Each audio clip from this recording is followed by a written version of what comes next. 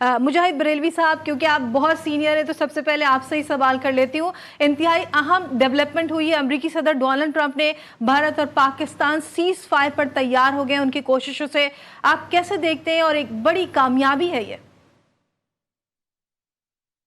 دیکھیے، اس پورے دوران جو میں پچھلے ایک ہفتے میں زیادہ وقت میں نے وہاں گزارا، لائن آف کنٹرول کے ادھر اور ادھر، اور آپ کو دکھایا کہ وہاں پر کس طریقے سے لوگ، یعنی وہاں پاکستان کی کوئی تو سیکورٹی تھی نہیں، نہ اس کی ضرورت تھی، لیکن اگر ابھی میں جسٹ پڑھ رہا تھا کہ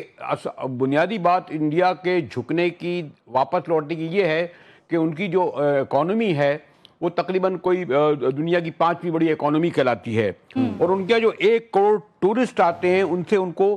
30 ارب ڈالر ملتے ہیں۔ تو اس سے اندازہ لگائیں کہ جو پچھلے 15 دن میں انہوں نے کیا ہوگا تو اسے کم از کم 1-2 ارب ڈالر تو ویسے ہی ان کے چلے گئے۔ پھر ان کے جو 1800 آف شور کمپنیاں ہیں، جو فارنرز ہیں، ان کے پاس بھی جناب ان کے پاس 65 بلین ڈالر جو ہے وہ آتے تھے، اور انہوں نے جانا واپس شروع کر دیا تھا۔ اس طرح اگر میں تفصیل میں جاؤں کہ اصل میں بات مودی کے پیچھے ہٹنے کا سبب یہ تھا کہ ہم نے تو جتنے بھی دن جنگ لڑی اس میں مقابلہ کر لیا اور کوئی بڑا نقصان نہیں ہوا، لیکن ہندوستان کو ہر دن کے حساب سے 1 ارب ڈالر کا نقصان ہو رہا تھا، جس کا وہ متحمل نہیں ہو سکتا تھا۔ اور اگر میں مزید بتاؤں کہ بہرحال اگر جب فوجیں پاکستان اور ہندوستان کی موو کرتی ہیں تو 670 ملین ڈالر ڈیلی کا خرچ ہوتا ہے، تو یہ جو ہمارا خیال تھا۔ اور پھر انڈیا کا بجٹ 78.5 بلین ڈالر ہے ان کا ڈیفنس بجٹ۔ تو پاکستان اور ہندوستان کے درمیان اگر جنگ کا جو ماحول پیدا کیا تھا، اس ماحول کے جنگ میں مودی کو پتہ چل گیا، ان کے اکانومسٹوں نے،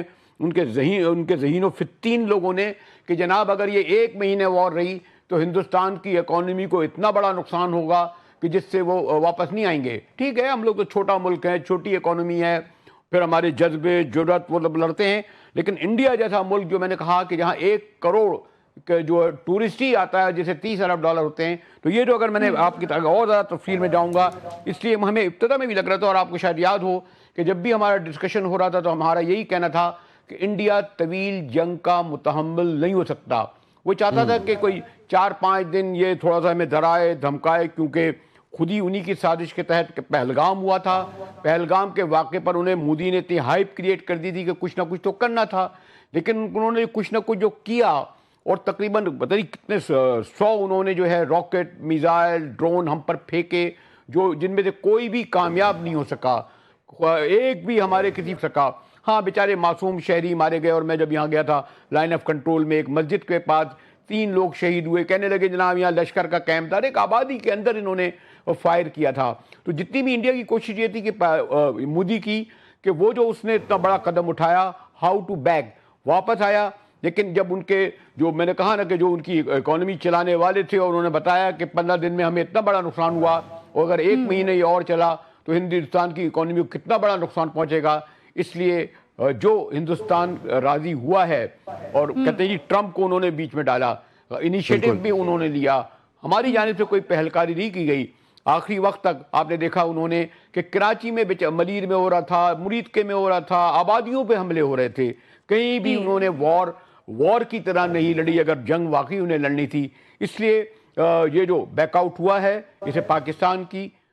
بڑی جیت ہی کہا جائے گا۔ جو میں نے کہا نا کہ پاپولیشن کے اعتبار سے